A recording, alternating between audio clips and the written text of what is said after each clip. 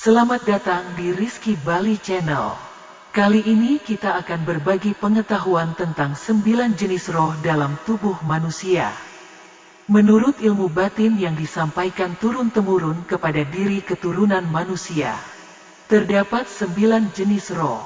Nampaknya ada roh di dalam roh di dalam roh. Macam mana tuh? Masing-masing roh mempunyai fungsi sendiri-sendiri. Ke-9 macam roh yang ada pada manusia itu adalah sebagai berikut. 1. Roh Idofi. Roh Idofi adalah roh yang sangat utama bagi manusia. Roh Idofi juga disebut johar awal suci. Karena roh inilah maka manusia dapat hidup. Bila roh tersebut keluar dari raga, maka manusia yang bersangkutan akan mati. Roh ini sering disebut nyawa. Roh Idofi merupakan roh sumber dan dari roh-roh lainnya pun akan turut serta jika roh ini ada. Kalau salah satu roh lain keluar dari raga, maka roh Idofi tetap akan tinggal di dalam jasad dan tidak terkesan. Dan manusia itu tetap hidup.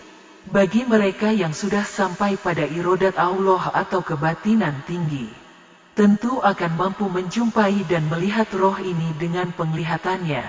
Dan wujudnya pula mirip diri sendiri, baik rupa maupun suara serta segala sesuatunya. Bagai berdiri di depan cermin. Meskipun roh-roh yang lain juga demikian, tetapi kita dapat membedakannya dengan roh yang satu ini karena tampaknya lebih dominan. Secara lumrahnya roh Idofi berupa nur terang benderang dan rasanya sejuk tenteram, bukan dingin. Tentu saja kita dapat menjumpainya bila sudah mencapai tingkat insan kamil. 2. Roh Rabani. Roh Rabani adalah termasuk roh yang dikuasai dan diperintah oleh roh Idofi. Umumnya roh ini ada dalam cahaya kuning diam tak bergerak. Bila kita berhasil menjumpainya, maka kita tak mempunyai kehendak apa-apa.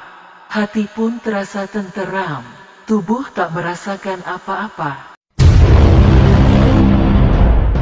3. Roh Rohani.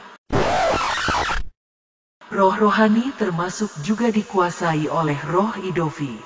Karena adanya roh rohani ini, maka manusia memiliki kehendak dua rupa. Kadang-kadang suka sesuatu, tetapi di lain waktu ia tak menyukainya. Roh ini mempengaruhi perbuatan baik dan perbuatan buruk. Roh inilah yang menepati pada 4 jenis nafsu, yaitu nafsu luamah, aluwamah, nafsu amarah, nafsu supiyah, nafsu mulamah, mutmainah.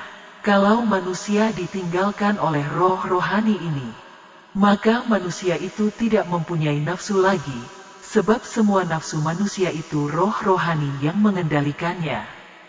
Maka, kalau manusia sudah mampu mengendalikan roh rohani ini dengan baik, ia akan hidup dalam kemuliaan.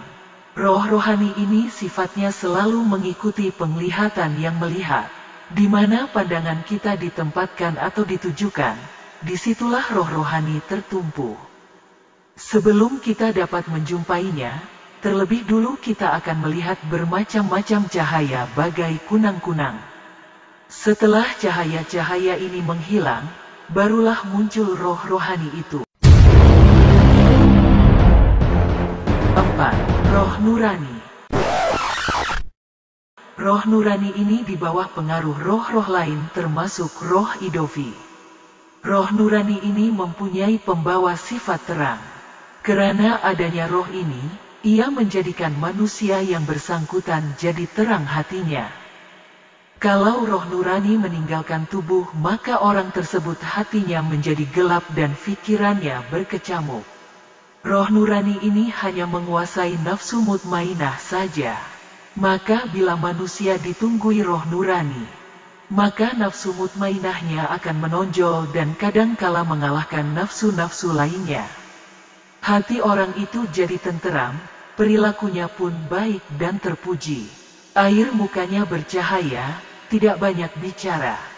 tidak ragu-ragu dalam menghadapi segala sesuatu, tidak nerungut bila ditimpa kesusahan. Suka, sedih, bahagia dan menderita dipandang sama sahaja sebagai kehendak dan kurniaan Allah SWT.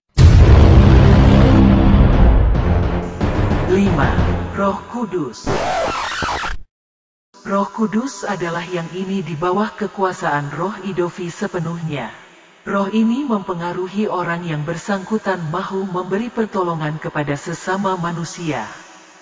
Mempengaruhi rasa ingin berbuat kebajikan dan mempengaruhi rasa enak bila berbuat ibadah sesuai dengan kepercayaan ajaran atau agama yang dianutinya.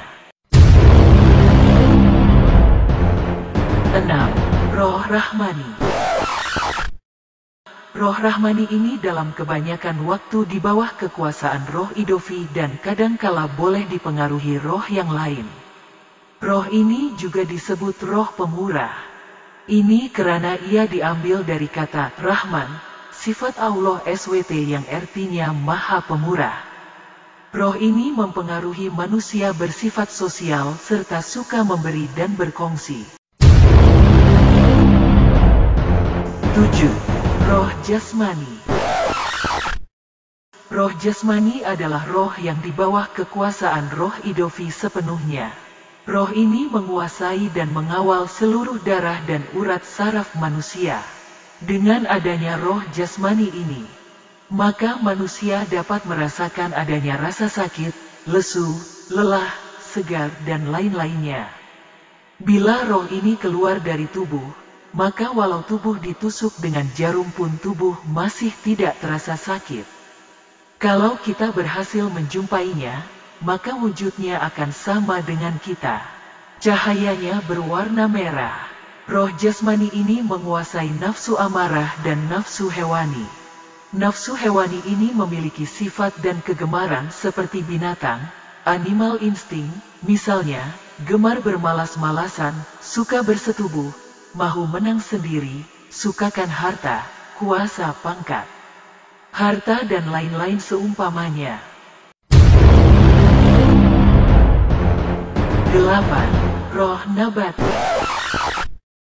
Roh Nabati ialah roh yang mengendalikan semua perkembangan dan pembesaran badan. Roh ini juga di bawah kekuasaan Roh Idofi. 9. Roh Rewani. Roh Rewani adalah roh yang menjaga sifat hidup raga atau jasad kita. Bila roh rewani keluar dari tubuh, maka orang yang bersangkutan akan tidur. Bila masuk ke tubuh, orang akan terjaga. Bila orang tidur bermimpi dengan arwah seseorang, maka roh rewani dari orang bermimpi itulah yang menjumpainya. Jadi mimpi itu hasil kerja roh rewani yang juga mengendalikan otak manusia. Roh rewani ini juga di bawah kekuasaan Roh Idofi. Jadi kepergian roh rewani dan kehadirannya kembali adalah diatur oleh Roh Idofi. Demikian juga roh-roh lainnya dalam tubuh. Sangat dekat hubungannya dengan Roh Idofi.